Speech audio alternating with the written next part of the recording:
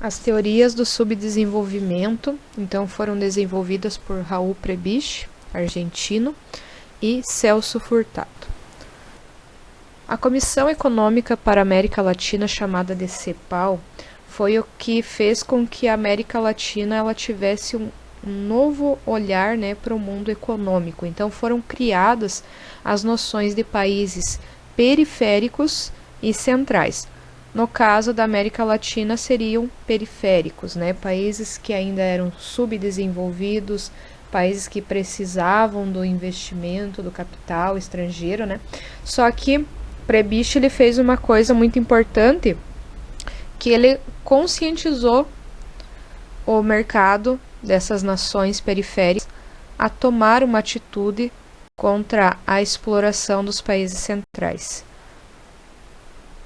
Então, Raul Prebisch propôs essa divisão, como eu já havia falado, entre centro e periferia. Nesse mapa a gente pode ver que os países em azul escuro são os países desenvolvidos, né? No caso Europa, Estados Unidos, Canadá, Austrália. E a gente tem em cores azuis claro, né?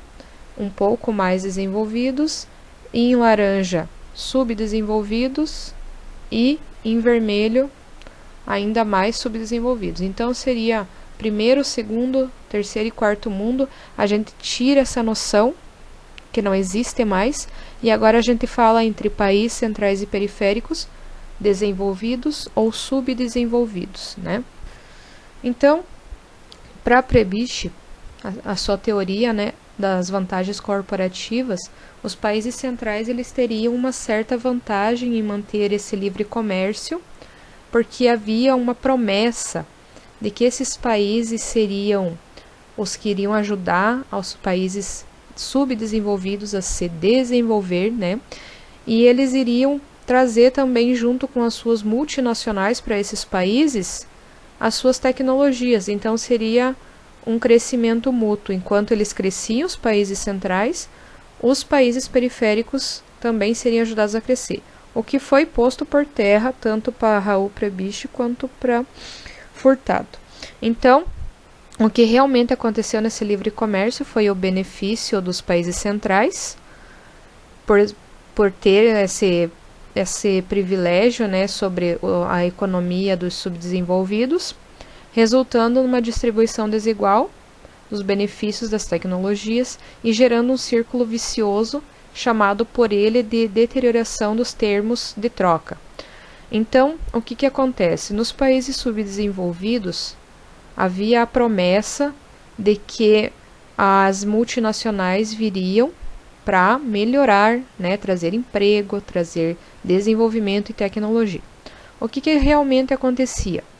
Eles estavam em busca de mão de obra barata, de matéria-prima barata, isenção de imposto, não pagar imposto. E o que eles faziam? Em vez de eles investir os lucros no país que estava a sua multinacional, a sua empresa, eles acabavam levando esses investimentos, esse capital lá para o centro, né, para os países centrais. Então, acontecia que além deles não pagar os impostos, eles eram uma concorrência muito forte para algumas pequenas empresas que tinha nessas regiões, acabavam levando todo o lucro para fora, pagavam mal os funcionários e virava esse círculo vicioso de dependência, porque os países periféricos eles não tinham como manter a produção de certos artigos, né? Então eles não tinham a tecnologia das máquinas, não tinham também a tecnologia de montagem. Então vamos usar o exemplo de uma empresa de carro. Muitos países demoraram muito mais, né, de 20 anos para ter empresas que montavam carro em seus países.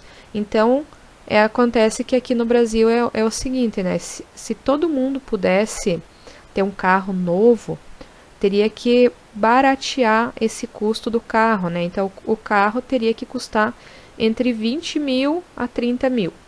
Mas para a economia central não é bom isso, né? Por quê? Porque eles preferem vender um carro a 60 mil, onde o lucro deles é muito maior, não porque o carro vale mais, mas porque ele tem essa questão de valor acima da média, né? Então, muitas vezes eles preferem vender menos com um lucro maior do que vender mais mercadoria com uma margem de lucro menor. Aí a gente entra no pensamento de Celso Furtado, né? Que Celso Furtado ele diz que o subdesenvolvimento ele é um processo histórico, onde os países desenvolvidos foram os que colonizaram os países pobres, que hoje são os subdesenvolvidos. Então a Europa ela só se desenvolveu às custas das matérias-primas retiradas de países da América Latina, da Ásia, da África. Então, para vocês terem uma noção, na Idade Média, a Europa era pobre. Então, quem era rico naquela época eram os países árabes, a China, a Índia, né? Quando eles começam ali com o mercantilismo, começam aí a expandir seus limites, né, de mundo, eles acabam conquistando esses países, né? A Índia ela foi conquistada pela Inglaterra, a China pela Inglaterra. Então, eles acabam subjugando esses países pela força, né? Submetendo eles aos seus domínios. A Índia era um dos países potência da Idade Moderna, né? Antes da Idade Moderna, digo. Então, o que acontece? Ela vendia muito tecido, muitas especiarias, que era um produto caríssimo para a época. E ela passou a ser um dos países mais pobres no decorrer da Idade Moderna. Então, agora a gente vê a Europa virando, né, uma potência mundial ali, os países Inglaterra, França, Portugal, Espanha, porque retiraram riquezas de outros lugares para si, né? Então, para vocês também ter conhecimento, só da América Latina foi carregado muito mais de 60 toneladas de ouro para os cofres da Inglaterra, porque a Espanha e Portugal tinham uma dívida muito grande com esses bancos e acabou indo a maior parte desse ouro para Inglaterra, né? Então, o que acontecia? Na Idade Moderna, partindo para a Idade Contemporânea, mais ou menos metade ali da nossa Idade Contemporânea, em 1800, a Europa ela era apenas 3 vezes mais rica do que os países que a gente chama hoje de subdesenvolvidos. Agora, nos nossos dias atuais, não só a Europa, mas outros países ali que a gente viu que são desenvolvidos, eles são 85 vezes mais ricos do que os outros países, né? Então, olhem o tanto que cresceu a riqueza desses países, né? E a gente tem órgãos fiscalizadores que são parte, né, desses países, como a ONU, né? Então, a Organização Geral das Nações Unidas, ela é comandada por esses países ricos. E eles investem um fundo minoritário de dinheiro para os países subdesenvolvidos, né? 8 trilhões.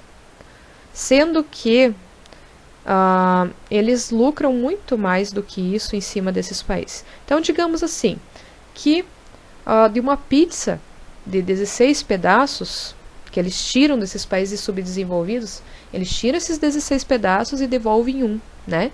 Então, esse é o nosso cenário atual. Muitas pessoas pobres, que não têm nenhuma riqueza, muitas pessoas na África vivem com menos de 5 dólares por semana, né? E algumas poucas que têm muito. Então, se a gente analisar a coisa, já vem de muito tempo, é um ciclo bem extenso de exploração, de retirada, que ocasionou nesse subdesenvolvimento. Então, aqui para vocês terem uma noção das riquezas mundiais, temos uma charge, né, de uma pessoa muito grande, né, representando a riqueza, cortando um alimento ali, caindo farelo no prato das pessoas, né. Então, 80% das pessoas do mundo mal possuem qualquer riqueza. 2% da população mundial tem mais riquezas do que mais da metade do resto do mundo. Então, simplificando, se cada 100 pessoas, se a população mundial fosse de 100 pessoas, apenas 3 possuiriam a maior quantidade de riqueza do mundo. Então, voltando um pouquinho ali pro nosso Celso Furtado, ele também critica uma coisa, né? Que os países periféricos, eles tentam imitar o padrão dos países centrais. Então, alguns países não têm a qualidade de vida, a tecnologia do que um país central, mas eles tentam custear, né, por mais que isso tire às vezes da boca deles, um estilo de vida voltado para o país central.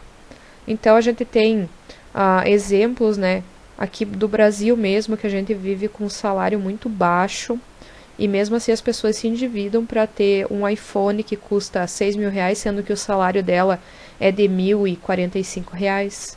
Então, 6 meses, né, seria o salário de 6 meses por um telefone, que lá nos Estados Unidos não custa uma bagatela, né?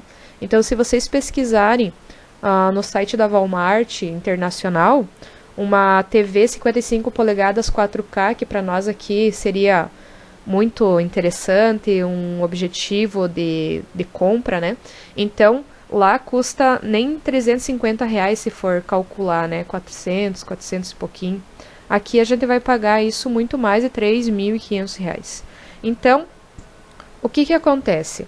O gênero alimentício, os gêneros agrícolas que são de maior produtividade do Brasil e de outros países subdesenvolvidos, eles são muitas vezes, né, desvalorizados, sendo que o mercado industrial é supervalorizado. Então, o que eu quero falar com isso? Os importados são muito mais caros do que o que a gente exporta, e a balança comercial ela tende a prejudicar a economia do Brasil ou de outro país subdesenvolvido.